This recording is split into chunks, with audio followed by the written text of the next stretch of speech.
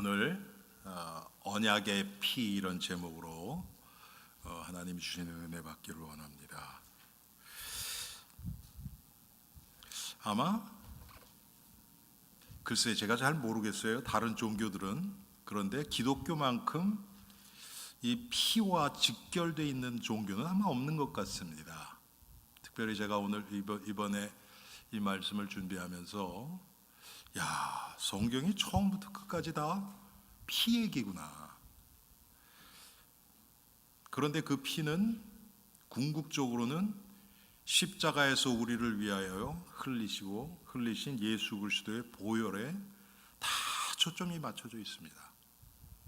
그래서 하나님의 구원은 피의 구원입니다. 우리가 오늘 읽은 이 말씀, 특별히 28절에 이것은 죄 사함을 얻게 하려고 많은 사람을 위하여 흘리는 바 나의 피 곧 언약의 피니라.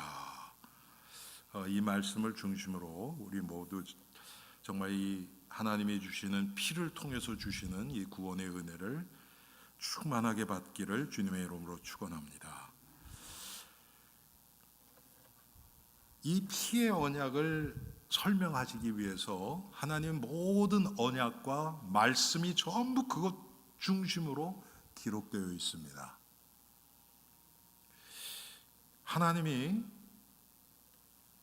우리를 창조하시고 또 인간이 타락 후에 우리를 회개시키시고 우리를 구원하시고 우리의 구원을 지금도 성령의 은혜로 우리의 구원을 완성해 가시고 이 모든 것이 보면 하나님의 구원의 역사는 결국은 언약의 피의 역사입니다.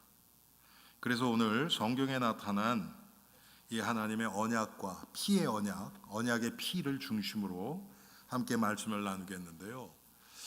여러분, 지금 이 시대는 교회에서 피 얘기 잘 안 합니다. 보혈, 대속, 죄 이런 얘기 잘 안 합니다. 피를 빼놓고는 기독교를 얘기할 수 없어요. 그래서 오늘 우리 다시 한번 이 보혈의 의미가 깊이 우리 마음속에 새겨지는 시간 되기 바랍니다. 성경에 여러 하나님의 언약들이 나오는데 중요한 것만 몇 가지를 제가 여러분 이 요약에 실었습니다. 성경에 나온 첫 번째 그 하나님이 주신 언약이라는 단어로 주신 그 언약, 약속은 하나님이 노아와 맺은 언약입니다. 물론 그 전에도 타락 전에 아담과 하와에게 약속하셨어요. 그런데 타락 후에 노아에게 6장 13절에 너와는 내가 내 언약을 세우리니 너는 내 아들들과 내 아내와 내 며느리들과 함께 방주로 들어가고 이렇게 말씀을 하십니다. 하나님은 항상 약속을 주시고 그 하나님이 주신 언약을 반드시 이루시는 하나님이십니다. 그 하나님의 언약 중심으로 우리의 구원을 지금도 이루어가고 계십니다.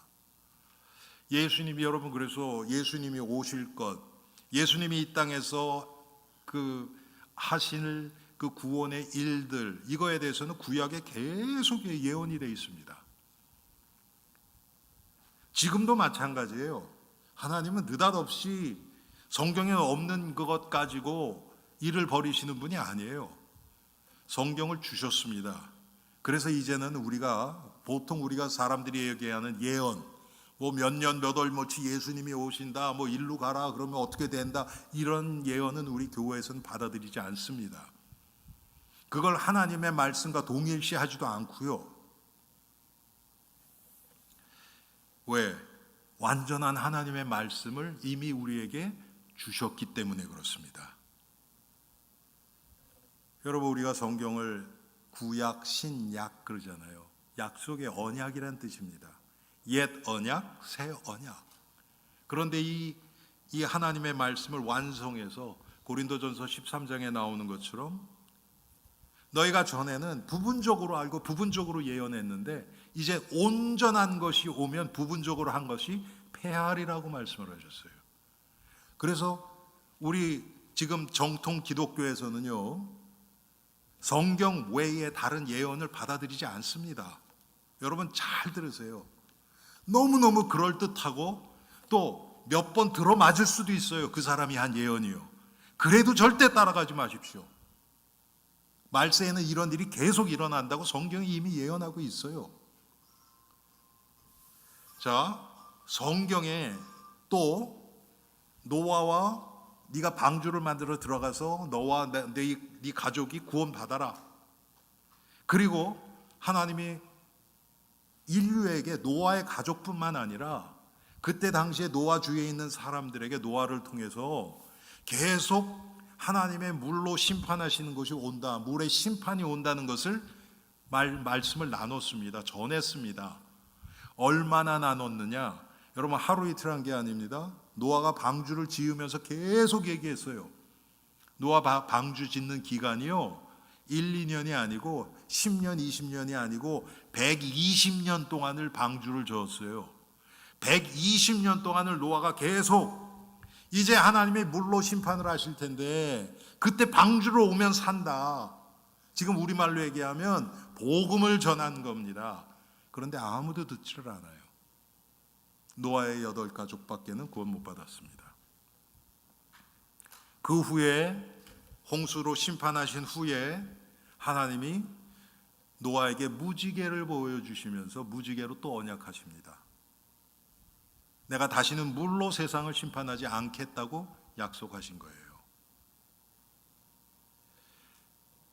이것은 창세기 9장 16절, 이것은 영원한 언약이라고 얘기를 하셨어요. 영원한 언약.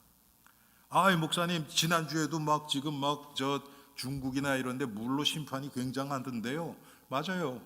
그게 하나님의 심판일 수 있어요. 그런데 전 세계적인 그거는 아니에요. 아마 지난주 한 주간 동안도 비가 안 와서 기근 가운데서 어려워하는 나라들도 많이 있습니다. 지금 하나님이 노아에게 주신 그것은 전 지구적인 홍수를 얘기를 하는 거예요. 이후에 하나님은 아브라함을 부르셨습니다. 아브라함을 부르셨다는 게 참 중요한 의미를 갖습니다. 하나님이 인간이 타락하자마자 창세기 3장 15절에 내가 여자의 후손을 보내겠다고 약속을 하셨죠. 여자의 후손을. 그런데 그 여자의 후손의 구체적인 하나님의 구원 사역이 아직 시작되지 않았어요. 아담을 중심으로 그 하나님을 믿는 그런 자들의 계보가 창세기에는 계속 나와요. 그런데 그거보다 더 많이 기록되어 있는 것은 하나님을 믿지 않는 자들이 어떻게 멸망됐는가. 쉽게 얘기하면 가인의 후예들, 또 노아 후에도 보면 함의 후손들, 이런 사람들의 기록이 훨씬 많이 되어 있어요. 여러분 창세기 4장에 보면 가인의 후손들이 쫙 나옵니다. 위대한 사람들이 많이 나와요. 목축하는 자의 조상도 나오고, 두발가인 같은 사람은 쇠로 이런 도구들도 만들고 공구들도 만들고. 그런데 하나님의 언약의 자손들의 계보는요 별로 기록되어 있는 게 없어요. 참 제가 창세기 읽으면서 그러면 하나님의 그 언약의 계보는 이렇게 훌륭한 사람들이 안 나왔나? 그런 게 아무것도 없어요. 그냥 나오는 게 뭐냐면 누가 누구를 낳고 그게 다예요. 없어요. 왜 그럴까? 제가 묵상을 하면서 여러분 가인의 후예들, 하나님의 은혜 밖에 있는 사람들에게는요 그게 인생의 자랑이에요. 그런데 하나님의 언약의 계보 안에 있는 자들은요 그 계보 안에 있는 것이 자랑이에요. 우리도 마찬가지입니다. 이 세상 사람들이 지금 자랑하는 것, 그게 우리의 자랑이 돼서는 안 돼요. 우리의 자랑은 오직 예수 그리스도뿐입니다. 그게 내 인생의 자랑이 돼야죠. 그래야 이 세상도 우리를 따라옵니다. 그런데 지금 그렇지 못하죠. 여러분 솔직히 우리부터 얼마나 이 세상 자랑 품고 세상에 좀 드러내고 싶고 그렇습니까? 지금 그러니까 교회가 점점 빛을 잃고 있는 거예요. 아브라함을 부르셨다는 것은 하나님이 이제 직접 그 언약의 계보를 시작하는 겁니다. 그 전까지는 물론 아담으로부터 시작해서 그 계보가 이어오지만 직접적인 하나님의 구원의 그 시작은, 구체적인 시작은 아브라함부터예요. 그래서 여러분 마태복음 1장 보면 아브라함과 다윗의 자손 예수 그리스도의 세계라 그러잖아요. 그렇죠? 아브라함을 그래서 이스라엘에서는 민족의 조상으로 생각하는 거예요. 우리에게는 단군 할아버지처럼 아브라함이라 그러는 거예요. 아담이라 그러질 않고. 왜? 아담은 우리의 조상도 아담이에요. 여러분 안 믿어지시죠? 그렇죠? 한국 사람도 결국은 아담에서부터 나왔잖아요. 그런데 아브라함을 택하셨다. 그 하나님이 아브라함을 택하신 그 시점을 우리가 주목해서 봐야 됩니다. 바로 그 전에 뭐가 나와요? 바벨탑 사건이 나옵니다. 여러분 바벨탑 사건 알죠? 그렇죠? 인간이 스스로 멸망에서부터 구해보려고, 왜? 그 전에 뭐가 왔어요? 노아의 홍수가 왔어요. 그러니까 노아의 홍수가 왔는데 그때 온 세상이 잠겼으니까 그거보다 더 높게 지면 그런 게 와도 거기 올라가서 살 수 있을 거 아니냐. 그게 하나님 앞에서 인간이 스스로를 구원하고자 하는, 그게 우상숭배예요, 여러분. 그런데 하나님이 당연히 그걸 기뻐하지 않으시죠. 그래서 갑자기 언어가 확 달라지게 져버린 거예요. 이 세상 언어가 거기서부터 다 나왔습니다. 그 전에는 무슨 언어를 썼는지 우리는 몰라요. 그런데 언어가 다 달라져 버린 거예요.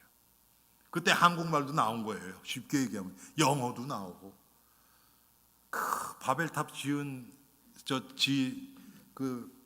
세운 그 사람들 때문에 지금 우리가 미국에서 되지도 않는 영어 하느라고 지금 고생하고 있는 겁니다. 그렇지 않으면 그럴 필요가 없는데, 그냥 이 미국에 와도 똑같은 말로 다 통할 텐데. 그렇게 해서 언어가 같은 사람들끼리 모일 수밖에 없죠. 그렇잖아요, 여러분. 우리도 지금 한국 사람들만 여기 있잖아요. 왜? 말이 통하니까. 저는 항상 이 말씀 준비하면서요, 여러분 우리 보시는 거 아시지만 제가 영어로도 같이 요약을 쓰잖아요. 그렇죠? 이번 주에는 내가 영어로 할 수 있겠다는 것을, 가능성을 열어놓고 이걸 준비합니다. 저도 힘들지요. 한 사람이라도 오면 영어로 해야 되니까. 그런데 하나님이 보내시면 해야 되는 거 아닙니까? 잘하건 못하건. 자, 중요한 건 뭐냐면 그렇게 해서 언어가 같은 사람끼리 모이기 시작한 거예요. 그 사람들 나름대로의 문화가 생깁니다. 그래서 민족이 생기고 그 문화가 생기는 겁니다. 그 중에 하나님이 아브라함을 불러낸 거예요. 그 많은 그 언어를 사용하는 민족 중에 하나님이 아브라함을 딱 택하신 거예요. 그래서 너는 너의 아비 친척, 본토 친척 아비 집을 떠나 내가 내게 지시할 땅으로 가라. 내가 너로 큰 민족을 이루고 너는 복이 될 것이다. 그러면서 아브라함이라는 한 사람을 통해서 이제는 메시아가 직접 나올 그 육신의 조상으로 아브라함을 딱 택한 겁니다. 그게 아브라함과 맺은 언약이에요. 그러면서 그 징표로 창세기 17장에 보면 할례를 행하라고 하는 겁니다. 할례를. 징표를 주시는 거예요. 그러면서 뭐라고 얘기하면 이게 언약의 표징이니라 성경은 그렇게 기록하고 있습니다. 여러분 우리가 구원을 받았다면 우리에게 이 언약의 표징이 있어요. 여러분 있으세요? 제가 한 분 한 분 좀 여쭤볼까요? 당신이 가지고 있는 언약의 표징이 구원받았다는 언약의 표징이 뭡니까? 여러분 뭐를 드러낼 수 있어요? 예? 아니 이런 거는 아셔야 돼요, 여러분. 아니 공항에 가서 신분증 보여달라 그러는데 우리 주보 내밀고 그러면 되겠어요? 안 되잖아요, 여러분. 신분증을 정확하게 딱 내밀 수 있어야죠. 그 표의증이 뭐냔 말이에요. 모르세요? 야, 참 큰일 났네 우리 엘림교회. 야, 제가 천국 가면 하나님 앞에 엄청 야단 맞을 것 같아요. 에베소서에 나오잖아요, 여러분. 성령의 인. 맞죠, 여러분? 성령의 인. 그게 뭡니까? 그리스도의 사인이란 말이에요, 그게. 성령의 인. 여러분 안에 성령이, 이 그리스도가 성령으로 함께 계십니까? 예, 그게 징표예요. 그래서 할례 언약을 주신 것입니다. 그런데 그리고 하나님이 율법을 주셨어요. 모세를 통해서. 그런데 모세를 통해서 율법을 주셨는데 이스라엘 백성들이 그 율법을 지키겠다고 나온 거예요. 하나님은 그걸 다 지키라고 주신 게 아니에요. 지킬 수 없는 걸 하나님이 너무 잘 아세요. 그 율법을 보면서 너희가 얼마나 죄인인 것이 깨달아지라고 주신 거예요. 우리 죄를 드러내게 하기 위해서. 그래서 우리 스스로 내 죄 문제를 해결할 수 없으니까 그리스도 앞으로 나오라고 하나님이 그렇게 하신 겁니다. 그런데 이스라엘 백성들이 우리는 선민이고 하나님이 택한, 우리는 특별한 존재야. 나머지들은 다 개야. 이방인들은 다 개야. 그리고 스스로를 높여버렸어요. 자기도 못 지키면서.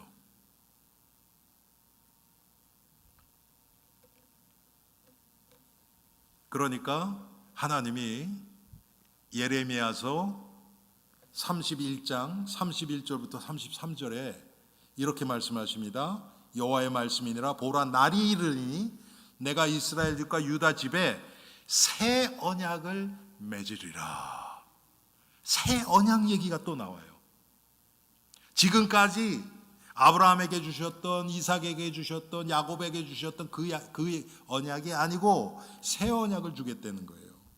그러면서 이 언약은 내가 그들의 조상들의 손을 잡고 애굽 땅에서 인도하여 내던 날에 맺은 것과 같지 아니할 것은 내가 그들의 남편이 되었어도 그들이 내 언약을 깨뜨렸음이니라. 여호와의 말씀이니라. 그러나 그날 후에, 이게 이제 새 언약의 내용입니다. 그날 후에 내가 이스라엘 집과 맺을 언약은 이러하니 곧 내가 나의 법을 그들의 속에 두며 그들이 마음속에 기록하여 나는 그들의 하나님이 되고 그들은 내 백성이 될 것이라. 여호와의 말씀이니라. 이것은 우리가 절대로 빠져나갈 수 없는 언약이에요. 여러분, 그 전까지는 하나님이 그 이스라엘 백성들이죠. 백성들에게 너희가 이 하나님의 율법을, 규례를 따르면 복을 받고 그렇지 않으면 화가 임할 것이다, 그렇게 얘기를 했어요. 그런데 이스라엘 백성들이 그걸 오해해버린 거예요. 쉽게 얘기하면 그 따르라는 게 모든 걸 다 지켜서 따른다는 게 아니었거든요. 그 마음 중심이 하나님의 규례대로 살아가고자 하는 그 중심이 있으면 계속해서 안 되더라도 또 넘어져서 또 하나님의 말씀대로 살려고 애쓸 겁니다. 그런데 그렇게 안 돼요. 지금 이 시대도 똑같습니다. 제가 볼 때는 이스라엘 백성들이 하다 보니까 힘들단 말이에요. 그러니까 자기가 할 수 있도록 나름대로의 규례를 또 만들어 버린 거예요. 그리고 이것만 하면 돼. 여러분, 지금 이런 모습이 지금 우리들에게도 있고 이 시대의 기독교에 지금 가득 차 있다고 저는 봅니다. 그게 뭡니까? 제가 가끔 이런 말씀 드리잖아요, 여러분. 우리도 다 보면 그래도 내가 주일 예배 참석하지, 뭐 새벽 기도도 나오지, 그래도 내가 헌금도 이 정도 하지, 그리고 뭐 교회 일 내가 열심히 좀 그래도 하려고 하지, 요 정도면 그래도 나는 괜찮은 신자인 것 같아. 성경에 그런 기준이 있어요, 없어요? 네? 없어요, 절대로. 네 마음과 뜻과 정성을 다하여 주 너의 하나님을 사랑하라. 내 이웃을 내 몸처럼 사랑하라. 성경엔 딱 그렇게 나와요. 그런데 우리가 만들어낸다고. 그래도 이 정도면 내가 저 사람보다 낫고, 그래도 better than average, 평균 이상은 되는 것 같아. 이 정도면 그래도 안전한 것 같아. 스스로 그렇게 만들고 스스로 안심하고 있는 거예요. 위안 삼고 있는 거예요. 이스라엘 백성이 그런 거예요. 우리는 하나님의 택한 백성이고, 여러분, 그래도 이스라엘 백성들이 율법적으로 살려고 하기 때문에 속은 어떨지 모르지만요, 겉으로 나타난 것은 다른 민족보다 조금 더 윤리 도덕적이었다고 저는 믿습니다. 마치 바리새인들처럼. 그런데 하나님이 가장 싫어하는 거예요, 그게. 여러분, 이 모든 언약들은, 하나님의 이 모든 언약들은 다 피로 언약하실 일, 그게 뭡니까? 예수 그리스도 십자가의 예표란 뜻입니다. 그걸 보여주시기 위해서 하나님이 구약의 많은 언약들을 행하신 거예요. 그런데 이제 제가 이런 언약들을 여러분 피의 관점에서 여러분에게 말씀드리고, 그게 이제 2번입니다. 큰 2번. 그리고 하나님은 이 우리에게 하신 모든 언약을요, 절대로 결코 잊지 않으시고 반드시 성취하십니다. 자, 성경을 통해서 우리에게 보여주신 이 피의 언약들을 우리가 몇 가지 살펴보겠습니다. 먼저는 창세기 3장 21절에 나와요. 아담과 하와가 범죄했습니다. 타락했습니다. 그런데 제가 누누이 계속 이 사건 나올 때마다 말씀을 드리죠. 아담과 하와의 죄를 책망하시기 전에, 더 전에 뱀을 책망하시죠. 뱀을 책망하시면서 3장 15절에 여자의 후손이 뱀의 머리를 상하게 할 것이라는 복음을 먼저 주시는 거예요. 이게 하나님이십니다. 저는 이거 생각할 때마다요, 얼마나 감사하고 또 죄송하기도 하고, 이 마음이 정말 너무나 뭐라 그럴까요? 좀 하나님 앞에 좀 울컥합니다. 어떨 때는. 먼저 구원의 길을 열어놓고, 그리고 아담과 하와의 죄를 말씀하십니다. 그런데 거기서 끝나는 것이 아니고 하나님이 그 하나님의 구원을 눈으로 볼 수 있도록 보여주시는 거예요. 그게 창세기 3장 21절, 아담과 하와가 범죄한 후에 무화과 잎을 엮어서 치마로 자기의 부끄러움을 가리고 있는 겁니다. 그런데 하나님이 짐승을 잡아서 피를 흘려서 가죽을 취해서 죄 없는 짐승의 그 피를 통해서 아담과 하와의 부끄러움을 감춰주시는 겁니다. 여러분, 이게 뭐겠습니까? 죄 없으신 예수님이 우리의 죄를 대속하기 위해서 피 흘리시고 죽으신 것, 우리의 죄를 대속하신 것, 지금 그것을 상징하는 겁니다. 창세기 3장 범죄한 후부터 일이 계속됩니다. 1장, 2장에서는 피 흘릴 필요가 없어요. 예수님이 죄가 안 들어왔기 때문에. 그런데 이제는 죄가 들어왔잖아요. 시작부터 하나님이 피의 의미, 언약의 피, 그 피가, 피를 흘려서 가죽을 취하신 그 하나님, 그 동물의 피가 우리를 위해서 흘리실 예수 그리스도 십자가의 보혈을 가리키고 있잖아요. 그때부터.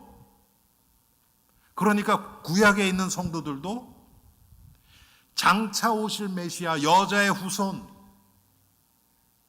우리 인류의 죄를 위해서 피 흘리시고 죽으실 그 메시아, 그분을 바라보는 믿음으로 구약의 성도들도 구원받은 것입니다. 율법 지켜서 구원받은 게 아니에요. 창세기 4장 보면 이 사실을 알고 있던, 믿고 있던 아벨이 하나님 앞에 제사를 드리는데 피해 제사를 드립니다. 여러분, 벌써 그때부터 하나님이 피해 제사를 받으셨다는 게 창세기 3장에 나오잖아요. 벌써 가인은 곡식을 가지고 하나님 앞에 나갑니다. 여러분, 그 자세가 아니에요. 성경을 자세히 보세요. 하나님이 가인과 그 제물은 받지 않으셨어요. 그냥 제물만 안 받은 것이 아니라 가인도 안 받았다는 겁니다. 왜요? 하나님 앞에 피 없이 나올 수 없어요. 아벨은 동물의 피를 가지고 하나님 앞에 나간 겁니다. 그래서 하나님이 아벨과 그 제물을 받으셨어요. 지금 우리가 예배를 드리고 있습니다. 여러분들이 지금 예수 그리스도의 보혈의 은혜를 하고 상관없이 여기 앉아 계시면 하나님이 못 받아요. 받을 수가 없습니다. 그 예배는. 그래서 여러분, 우리 엘림의 성도님들은 처음에 교회 오시면 잠깐이라도 기도하세요. 기도하시는데 딴 기도하지 마시고, 하나님 앞에 감히 나올 수 없는 이 죄인이 예수 그리스도의 보혈의 은혜 때문에 아직 내 안에 죄가 가득 차 있지만 그리스도의 보혈의 긍휼의 은혜 때문에 하나님 앞에 나와 예배를 드립니다. 하나님, 나의 의를 보지 마시고 예수 그리스도의 보혈을 보시고 내가 드리는 예배 받아주시고 우리 교회에서 드리는 예배 하나님이 받아주옵소서. 여러분, 그 기도가 반드시 있어야 됩니다.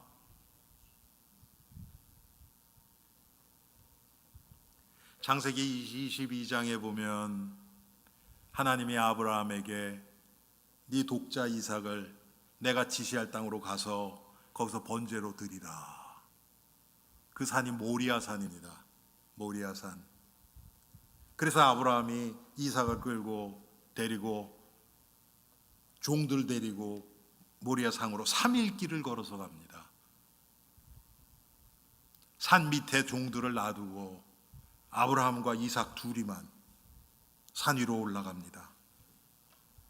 올라가는데 이삭이 벌써 그 이 피의 비밀을 아는 거예요. 아버지, 불과 나무는 있거니와 번제할 어린 양은 어디 있습니까? 이삭이 물어봅니다. 이삭이 알고 있는 거예요, 그거를. 아브라함이,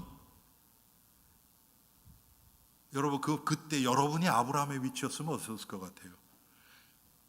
너야 이놈아, 그러겠어요? 그게 맞는 얘기지만 그렇게 얘기 못 하잖아요. 그러니까 아브라함이 뭐라 해요? 하나님이 준비하신다. 하나님이 준비하신다. 그러고 올라갔죠. 그래서 이삭을 묶고서 결박해서 칼을 잡고 이삭을 죽이려고 하는 그 순간에 하나님이 외치십니다. 아브라함아, 아브라함아. 하나님이 급하신 거예요. 2번이나 아브라함아, 아브라함아. 그 아이에게 손대지 마라. 그리고서 하나님이 준비한 그 숫양, 숫풀에 걸려있는 숫양을 딱 준비하신 거예요. 그래서 여호와가 준비하셨다. 그래서 여호와 이레가 나온 겁니다. 그 양, 하나님이 준비하신 양, 그게 이삭을 대신해서 피 흘리고 죽은, 희생된, 여러분, 그게 메시아를 상징하는 거예요. 하나님이 우리의 죄 때문에 그리스도를 준비하신 겁니다. 출애굽기 들어가면 여러분 유월절 어린 양의 피가 나오죠. 오늘 우리 특송했잖아요. 예? 내가 그 피로. 유월절 어린 양, 피를 볼 때 내가 너를 넘어가리라. 죽음의 신이 넘어가는 거예요. 그 안에 들어가서 죽이는 것이 아니라 유월절 어린 양의 피. 또 구약에 계속 나오는 속죄제, 번제, 화목제, 속건제에 드렸던 희생의 피들, 그게 다 무엇입니까? 여러분, 성경 읽다 보면 제일 처음에 걸리는 데가 어디입니까? 창세기는 그래도 계속 이야기들이니까 쉬워요. 출애굽기는 이야기하고 거기 보면 제사법이니 뭐 조금 나오는데 그래도 이야기가 중간중간에 나와서 넘어가요. 이게 레위기 딱 들어가면 이게 완전 이상한 것만 나오잖아요. 그렇죠? 제사, 피, 막. 그런데 여러분, 우리가 이 피의 관점에서 레위기를 살펴보면 한마디로 그리스도로 범벅이 되어 있는 거예요. 레위기야말로. 그런가 하면 제단과 제단뿔과 성소와 지성소에 뿌려진 그 수많은 피들. 여러분, 그 이스라엘 백성들이 특별한 때에 바쳤던 그 제사를 드렸던 그때 보면요, 막 그 동물들을요 막 수천 마리씩 잡아서 하나님 앞에 드립니다. 여러분, 저 에스겔서 47장에 보면 성전 문지방에서 흐르는 생수가 나와요. 그게 어디서 그게 된 거냐면 그 제사를 드리는 성소가 있죠. 그 뒤에요 남은 피를 쏟아 붓는 구멍이 있어요. 그러면 그 구멍을 통해서 피가 성소 밑으로 흘러갑니다. 지하로. 그래서 흘러가는 거예요. 그러니까 쉽게 얘기하면 그 성소가 피 위에 뜨는 거예요. 그거를 의미합니다.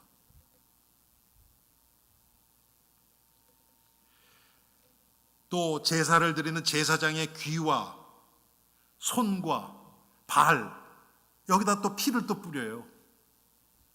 제사 때마다 또 제사장이 가서 또 피를 또 뿌립니다.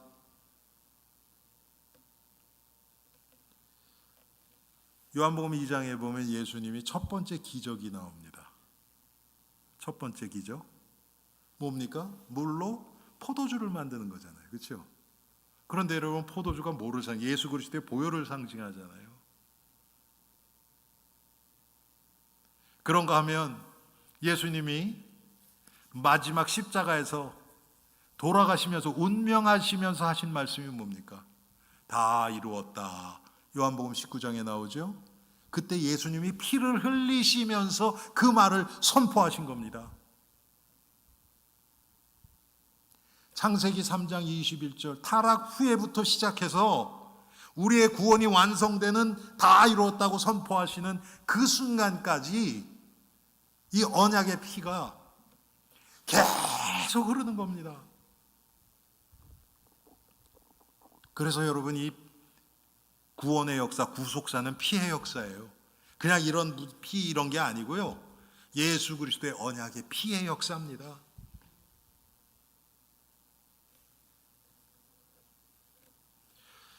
예수 그리스도의 십자가의 피는 베드로전서 1장 18절 19절에 보니까 오직 흠없고 점없는 보배로운 피라고 말씀하고 계십니다. 오직 예수님의 피만 흠없고 점이 없어요. 우리들은 다 죄인이에요. 죄로 물들어 있어요. 여러분, 우리의 생각도, 쉽게 얘기하면 우리의 지식도 죄에 물들어 있어요. 우리의 감정도 죄에 물들어 있어요. 우리의 의지도 죄에 물들어 있어요. 여러분들의 어떤 야망도 죄에 물들어 있어요. 여러분들이 자식을 사랑하는 그 모성애도, 부성애도 죄에 물들어 있어요. 그래서 그 여러분, 특별히 우리 한국 부모님들이 자식 사랑이 유별나잖아요. 그 모성애, 부성애가 잘못돼 가지고 지금 한국에서 얼마나 많은 문제를 일으킵니까? 예? 우리 아이가 기분 상하니까 그거 하지 말라 그러고 막 교사한테 그런 걸 막 요구를 한대요. 잘못된 거죠. 죄에 물들어 있는 그걸 모르는 거예요. 나에게만 좋으면 된다고 생각하게 되는 거죠. 우리의 모든 부분이 죄의 영향 아래에 있게 된 거예요. 여러분, 여기서 우리가 어떻게 빠져나옵니까? 빠져나올 수가 없어요. 쉽게 얘기하면 노아의 그 홍수 때에 방주 밖에 있던 사람들, 여러분 아무리 수영을 잘해도요 그때는 안 돼요. 뭐 하루 이틀 물에 잠겨 있는 게 아니기 때문에. 요 전번에 언제인지 모르겠는데 몇 년 전에 노아에 대한 영화가 나왔어요. 여러분 기억나세요? 그런데 거기에 비성경적인 게 있어요. 한 사람이 노아의 방주를 밖에서 붙잡고 살아남은 사람이 거기 나와요. 그건 성경적이 아니에요. 그럴 수가 없어요. 아니, 붙잡고 있을 수 있어요. 근데 안 먹고 있습니까? 아니, 홍수 날 거 알지도 못했던 사람이 여러분 몇 달치 양식을 가지고 거기에 붙어 있다고요? 말도 안 되는 거잖아요. 근데 그렇게 표현했어요. 그 영화에서 보니까. 말도 안 되죠. 밖에서는요, 아무리 능력 있고 수영 선수라고 해도 안 돼요. 여러분, 그게 그리스도 밖에 있는 인간의 본질입니다. 실상입니다. 오직 예수 그리스도의 흠없고 점없는 보배로운 피를 통해서만 우리에게 구원이 임합니다. 우리 죄가 사해집니다. 히브리서 12장 24절에서는 예수 그리스도의 십자가의 피는 아벨의 피보다 더 나은 것을 말하는 뿌린 피라고 묘사가 되어 있고요. 예수님의 피만이 살리는 피예요. 생명을 주는 피입니다. 참 이게 역설적인 표현이죠. 피라는 것은, 피는 생명이라고 그랬거든요. 내가 피 흘린다는 것은 내가 죽는 것을 의미해요. 그런데 피를 흘림으로 생명이 살아난다. 여러분, 그게 예수님의 대속적 죽음을 우리에게 알려주고 있습니다. 또 예수 그리스도의 피만이 우리의 죄에 대한 하나님의 진노를 잠재우고 하나님을 충족시키는 유일한 수단입니다. 하나님이, 여러분, 구원은 하나님께 속한 거라고 우리가 다 알지요. 하나님이 구원해 주셔야 우리가 구원받는 거예요. 내가 구원받고 싶다고 구원받을 수 있는 게 아닙니다. 그런데 그 하나님의 구원의 기준이 뭐냐면 바로 이거라는 거예요. 예수 그리스도의 피의 아래, 피의 은혜를 입은 자들만 하나님이 더 이상 그 죄에 대해서 진노하지 않고 구원하신다는 거예요. 여러분, 이 말씀이 우리의 기준하고 다를 수도 있어요. 어떤 사람, 이건 좀 너무하신 거 아니야? 그렇게 생각할 수도 있어요. 아니, 그리스도 보혈 밖에 착한 사람들이 얼마나 많은데. 여러분, 다른 종교 믿는 분들요, 윤리도덕적으로 우리보다 훨씬 뛰어난 분 많이 계십니다. 많이 계세요. 그걸 육신적으로만 보면요, 이건 말이 안 돼, 이렇게 돼요. 그런데 하나님의 관점에서 봐야 돼요. 구원은 하나님께 속한 거예요. 아무리 착해도 하나님의 진노를 잠재울 수 없어요. 다 죄인이에요. 우리를 구원으로 이끌 수 있는 의가 안 되는 거예요. 그래서 바울이 너무 정확하게 표현해 줬죠.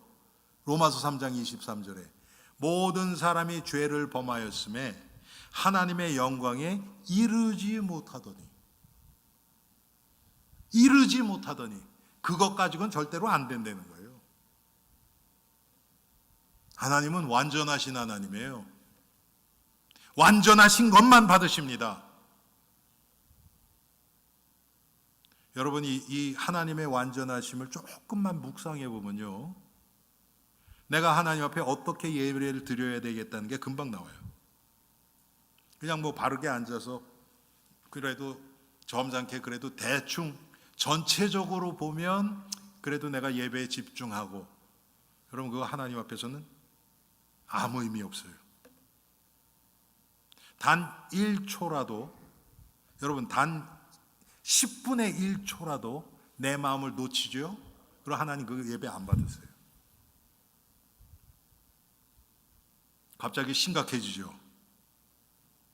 그래서 하나님의 은혜 아니면요, 하나님은 이 예배 안 받으세요. 그래서 우리 마음 중심이 하나님, 나의 마음과 생각을 붙들어 주옵소서. 물론 우리는 일부러 우리의 관심이나 이런 걸 다른 데로 돌릴 필요는 없어요. 그렇지만 가능하면 내가 예배에 집중할 수 있도록 모든 것을 거기에 맞추는 거예요. 여러분, 한 번이라도 내 앞에 앉아있는 사람들의 때문에 내가 관심이 그쪽으로 쏠렸다. 오늘 저 사람이 옷을 저런 걸 입었는데 저 어디서 샀지? 뭐 이런 생각이라든지, 저 사람 머리가 조금 흐트러졌는데, 아니면 머리가 예쁜데 어디서 했지? 이런 생각이 든다든지, 그런 분들은요, 맨 앞에 나오세요. 그러면 그런 고민 안 하셔도 돼요. 어떻게 해서든지 내가 예배에 더 집중할 수 있도록 우리의 관심이 그렇게 돼야 돼요.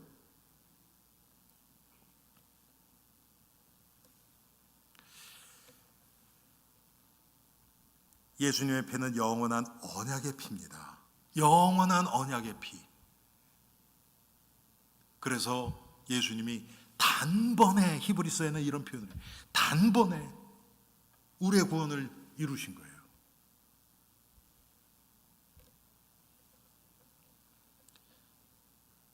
베드로전서 11장 18절 19절, 예수의 피가 우리 죄를 구속했다고 말씀하고 계세요. 구속이라는 것은요, 대신 값을 지불해 주셨다는 거예요. 우리가 빚을 졌는데, 우리가 죄 때문에 우리는 지옥 가야 되는 거예요. 그게 결과예요. 이미 정해졌어요. 그런데 우리가 죽어서 지옥 가야 될 걸 예수님이 담당해 주신 거예요. 죄 없으신 예수님이 피를 흘리심으로. 그래서 예수 그리스도가 십자가에서 흘린 피값으로 우리가 구원받은 겁니다. 요한일서 1장 7절을 보면 예수 그리스도의 피가 우리를 모든 죄에서 깨끗하게 하실 것이요. 여러분, 우리가 예수 그리스도의 보혈의 은혜를 입었으면 우리의 죄가 사해졌고 우리는 깨끗해요. 제가 다시 질문할게요. 여러분 깨끗하십니까? 왜 대답이 그래요?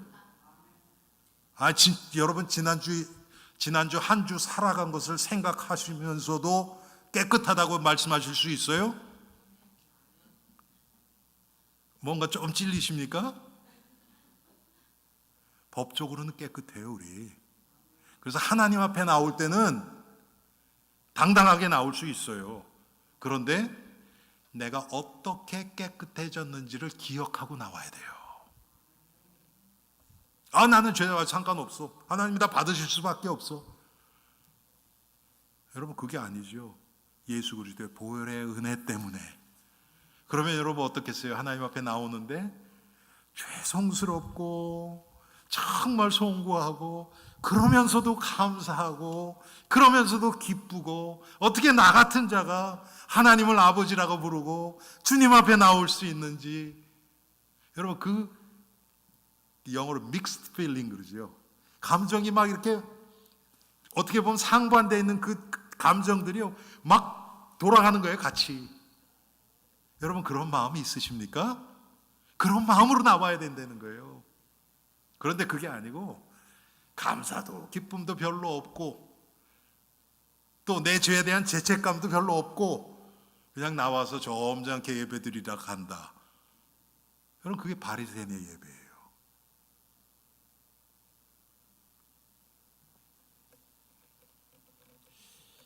오늘 본문의 28절에 보니까 이 피는 죄사함을 얻게 하려고 많은 사람을 위하여 흘리는 바 나의 피 곧 언약의 피니라 말씀하셨습니다.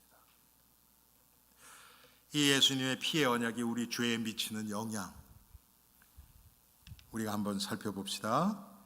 예수님의 대속의 보혈 때문에 하나님은 우리의 죄악을 기억치 않으신대요. 참 놀랍지 않습니까? 예레미야 31장 34절에 하나님이 기억을 안 하신대요. 우리가 정말 진정으로 하나님 앞에 회개한 죄는 하나님이 기억 안 하신대요. 근데 우리가 기억해요, 또 그걸. 그래서 스스로 고통을 당해요. 하나님은 기억 안 하시는데 왜? 마귀에게 속아서. 마귀에게 속아서. 시편 38편 17절에 시편 103편 12절에 보면 동이 서에서 먼 것 같이 우리의 죄가를 멀리 옮기셨으며.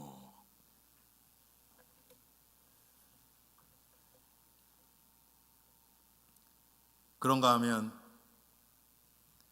이사야서의 38장 17절에는요, 하나님이 우리의 죄과를 주의 등 뒤로 던지셨대요. 안 보겠다는 거예요. 기억 안 하시겠다는 겁니다. 이건 하나님의 의지고 하나님의 결단입니다. 그리스도 예수의 피, 은혜를 피, 곧 보혈의 은혜를 입은 자는 내가 그 죄를 기억도 안 하고 동이 서에서 먼 것처럼 옮겨버렸고 등 뒤로 이제 더 이상 안 볼 거야. 지금 그런 표현입니다. 할렐루야.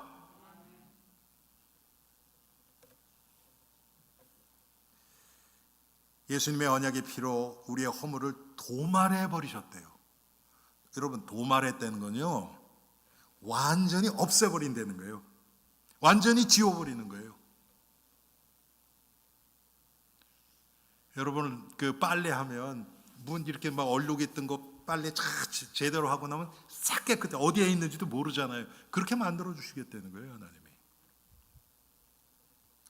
하나님께서는 우리를 불쌍히 여기셔서 우리의 죄악을 발로 밟으시고 우리의 모든 죄를 깊은 바다에 던지신다고 미가서 7장 19절에 말씀하고 계십니다. 참 하나님의 표현도요, 너무 다양하게. 왜? 너무 중요하니까. 여러분, 예수님의 피는 다른 용도로 사용되면 안 됩니다. 우리의 죄를 대속하는, 죄를 씻는 그것으로만 성경에 표현되어 있어요.